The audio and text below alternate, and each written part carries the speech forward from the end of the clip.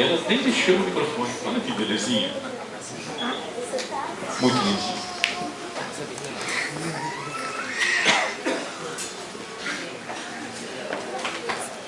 Nós vamos agora fazer uma arte com o pezinho dela, né?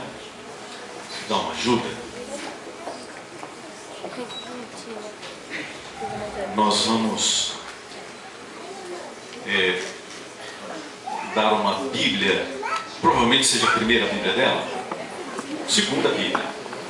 A primeira que a igreja está dando, né? Lógico. E ela vai assinar para nenhuma outra criança pegar a Bíblia dela. Ela vai assinar o nome dela na Bíbliazinha, tá?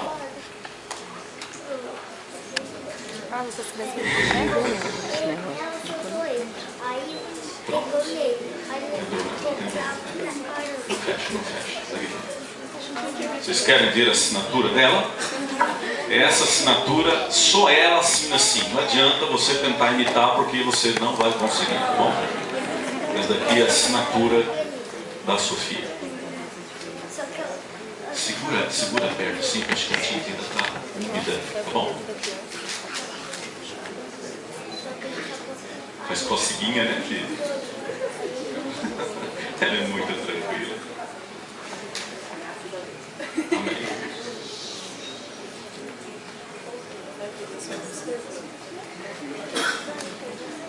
Gente, que criança tranquila.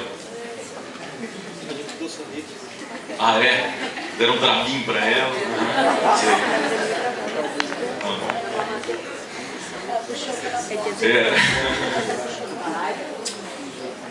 Que Deus abençoe a família. Que Deus te abençoe. Parabéns, viu? Ou não? Parabéns, que Deus abençoe a família.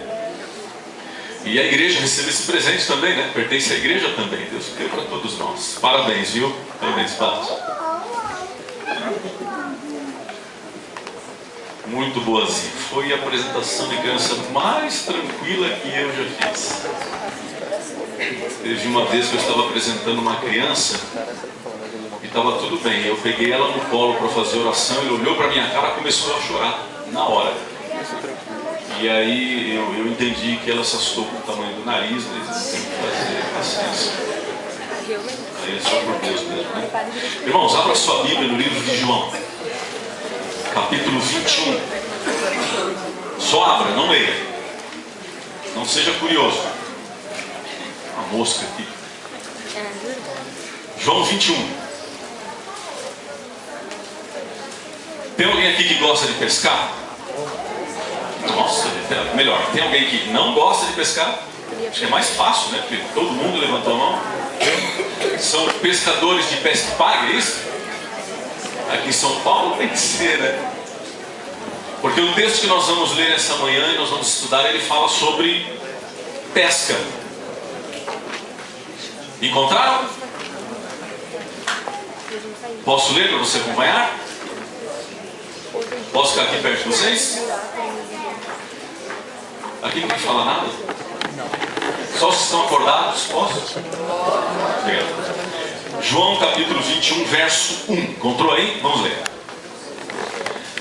Depois disto, tornou Jesus a manifestar isso aí aos discípulos junto do mar de Tiberíades.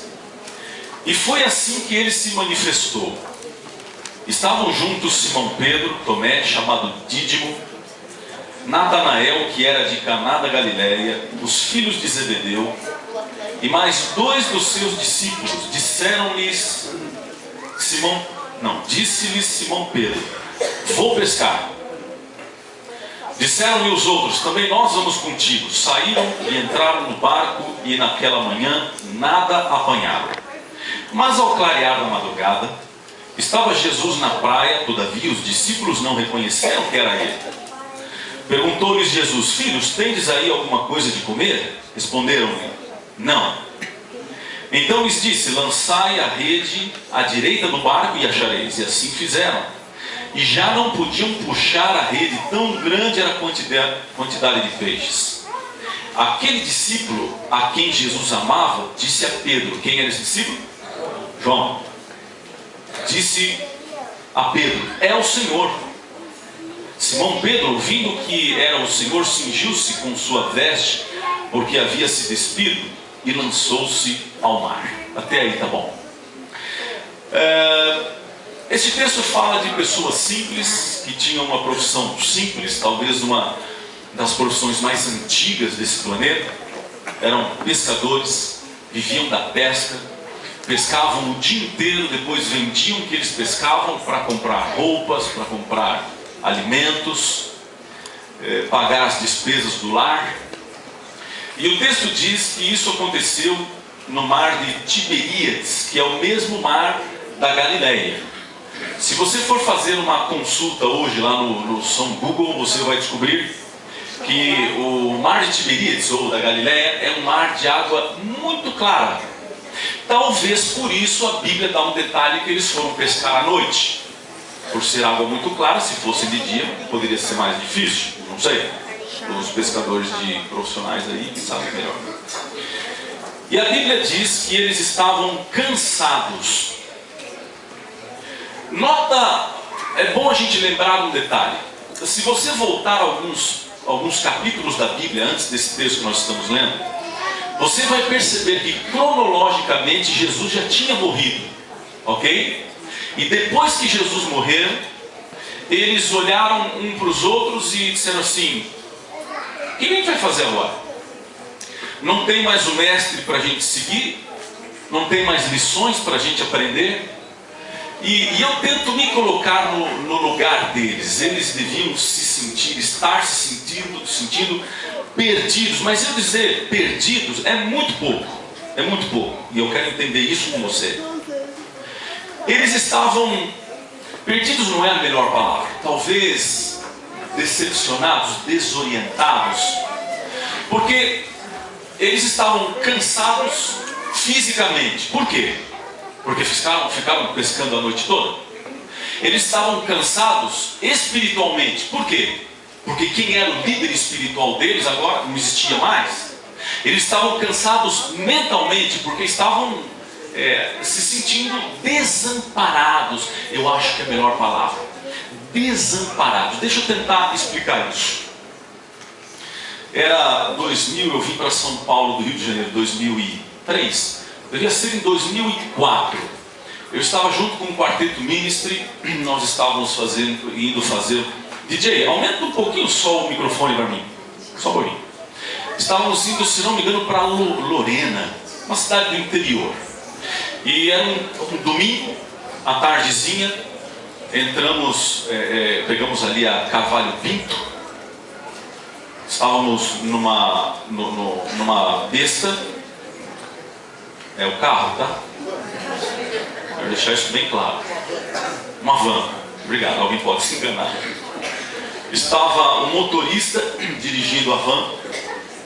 Do lado do motorista estava o pastor Paulo Reis. Atrás do motorista, pastor Josué de Castro. Do lado do pastor Josué de Castro, eu. E atrás de mim, pastor Erlo Brown. Estávamos indo para o quarteto fazer um programa lá em Lorena, eu acho. E sabe quando estava um domingo assim de sol? E de repente, mesmo com sol, começou a cair uma chuva. Essas chuvas de verão. E quando começou a chover, me deu um estalo assim. Eu falei: opa, eu estou sem cinto. E quando eu olhei do meu lado direito para pegar o cinto não estava do lado direito. Eu virei do lado esquerdo para pegar o cinto e prender o cinto. E quando eu virei do lado esquerdo, o motorista disse assim: nossa, olha aquele carro desgovernado. E você sabe que na Carvalho Pinto tem de um lado várias mãos que vêm, do outro lado várias mãos que vão, e no meio tem um coisinho. Um canteiro, isso, de grama. Um canteiro que faz um coisinho assim para não ver, né? Um canteiro. Quando ele falou assim: olha aquele carro desgovernado, foi o tempo de eu levantar a cabeça e de lá para cá vinha um daqueles carros, eu acho que é Mitsubishi, aquele, não espirrei não, viu gente? Como é que chama aquele carro, gente? Pajero? Pajero. É um carro parrudo, forte, alto. E ele, quando eu levantei a cabeça, ele já literalmente estava entrando no nosso carro. Pegaram os dois de quina. E nesse momento o carro começou a chacoalhar e virar para todo lado. E a minha reação, ainda sem cinto, a minha reação foi proteger a cabeça e esperar o negócio parar. Quando o carro parou, eu espero que isso nunca tenha acontecido com vocês, e nunca aconteça com vocês. Quando o carro parou, e a van tem aquela porta que corre do lado, não é? Veio um carro que não conseguiu parar e bateu naquela porta. A gente não tinha como sair. E quando o carro parou, eu abri os olhos, e o carro todo retorcido, e eu olhei para o motorista, ele estava debruçado em cima do volante. Eu pensei, esse aí foi. Mas graças a Deus não foi. E a minha reação na hora foi olhar para mim. 2 pés. Comecei a fazer um checklist, né? Pernas, braços. Ai, tá tudo aqui, graças a Deus, né? Aí botei a mão na cabeça. E quando eu tirei a mão tinha sangue. Sangue? Desmaiei. Verdade, tem que falar, vocês viram, mas é verdade. Desmaiei. Quando eu acordei, eu estava com aquele imobilizador no pescoço, já do lado de fora do carro, numa maca. Não vi mais nada. Mas checando tudo, tá tudo aqui, tal, mão, braço, nariz tá.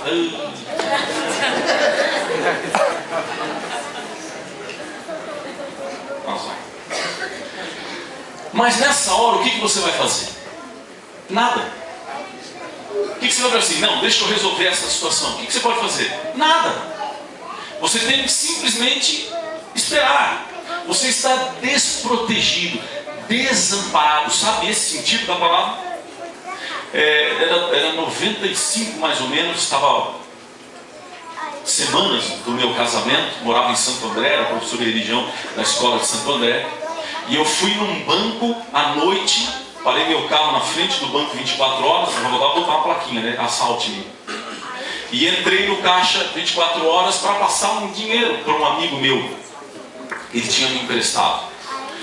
E eu vi, mexendo ali no teclado, eu vi do lado esquerdo um vulto. E quando eu olhei, minha iniciativa foi dizer, peraí, fica lá na faixinha amarela ali, aguarda a sua vez. Só que quando eu fui, já tinha um rapazinho pirralhinho desse tamanho, do meu lado, com os braços cruzados e um revólver aqui embaixo do braço. E o que você vai fazer nessa hora? Nada. Porque ele é um pirralhinho. Mas ele tem um revólver na mão. E você se sente desprotegido, desamparado. O que você vai fazer? Nada. Mães vão me entender muito bem. Alguma mãe que tem filho pequeno já esteve num shopping, numa praia, e de repente olhou do lado, cadê meu filho? Já aconteceu com você? Esse sentimento que você teve foi bom? Não. Esse era o sentimento que eu acho que chega muito próximo do que eles tiveram. Entende isso? Estamos perdidos, estamos desamparados. O convívio deles com o mestre tinha sido tão intenso que quando eles olharam e disseram assim, o que nós vamos fazer? Não tem mais o mestre. Bom, vamos fazer a única coisa que a gente sabe fazer? Vamos pescar. Está nervoso? Vamos pescar. E o texto diz, no verso 4, que o dia já estava clareando. E quantos peixes eles pegaram? Quantos? Quantos? Nenhum. Nenhuma manjubinha. Nada. Agora aqui tem uma coisa interessante. Porque tudo que a gente faz, a gente espera uma recompensa. É verdade ou não é? Se eu estou passando, até em coisas pequenas, se o irmão aqui deixa cair uma caneta no chão, eu venho aqui, pego a caneta, devolvo para ele, o que eu fico esperando? Sabe, é coisa insignificante, mas a gente não espera. Tudo que a gente faz, a gente espera uma recompensa.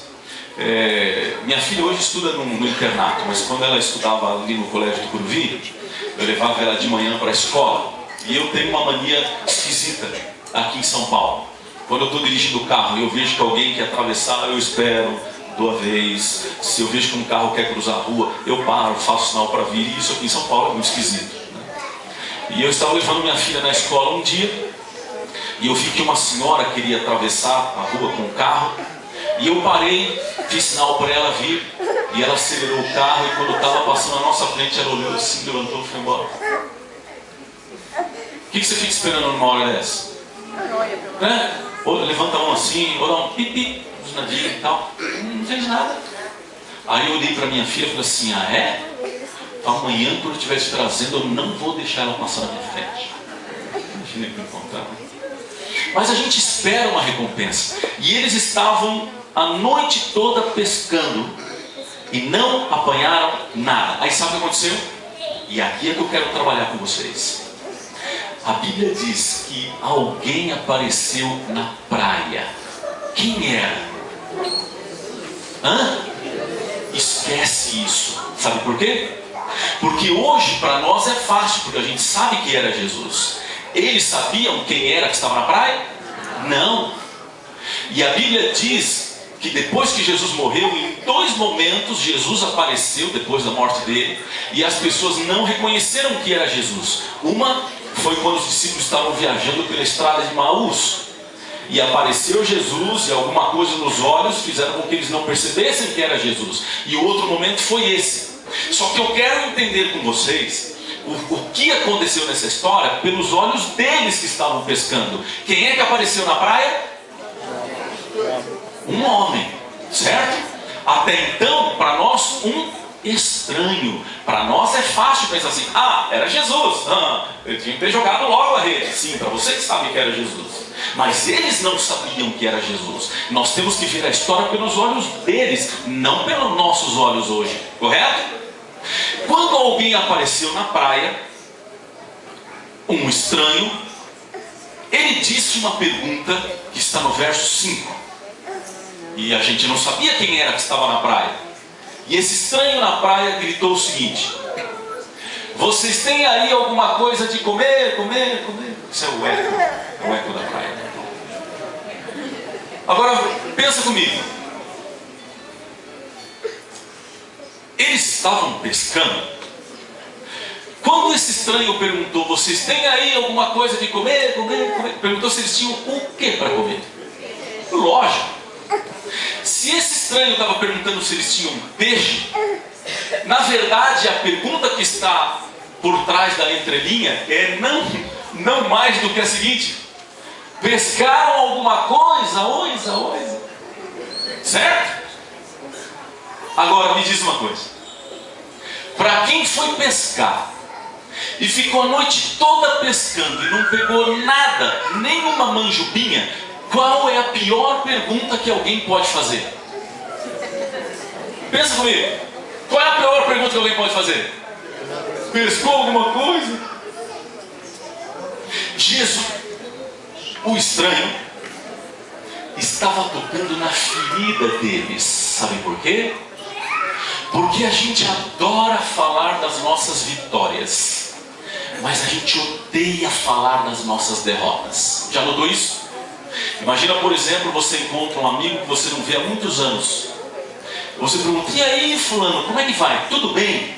A resposta dele geralmente é assim: tudo jóia. Imagina, o meu filho passou no vestibular de medicina, a minha filha, ela se casou com um rapaz nota 10. Aí você pensa assim: não perguntei nada disso, só perguntei se estava tudo bem. Não é verdade? Se a pessoa disser assim: está tudo bem, não resolveu o problema? Só que as nossas vitórias não precisa perguntar, a gente já vai falando, todo mundo adora. Mas você nunca viu o contrário. Você encontra um amigo que você não vê há muitos anos, ele pergunta para ele: e aí, tudo bem? Ele fala: tudo bem. Meu filho já é 10ª vez que é reprovado no exame de medicina.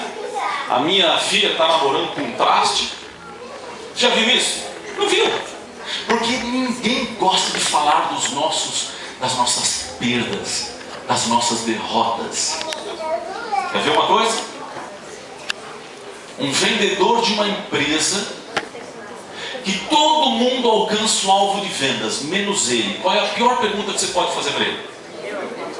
Você alcançou o alvo de vendas? Pior pergunta. Bateu sua meta de vendas? É a pior pergunta. Seu marido sai para jogar futebol domingo de manhã e marca um gol contra. Qual é a pior pergunta que você pode fazer para ele quando ele chega? Oi, amor, marcou um gol? É a pior pergunta. Alguém vai pescar e volta sem nenhuma manjubinha. Qual é a pior pergunta? Pescou alguma coisa? É a pior pergunta. Só que a Bíblia diz,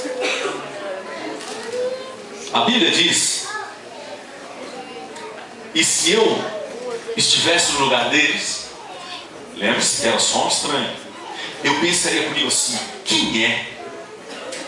Que cara chato! O senhor pegou ideia. Quem é esse? Desculpem, mas a gente está tratando aqui de pensamentos, não é?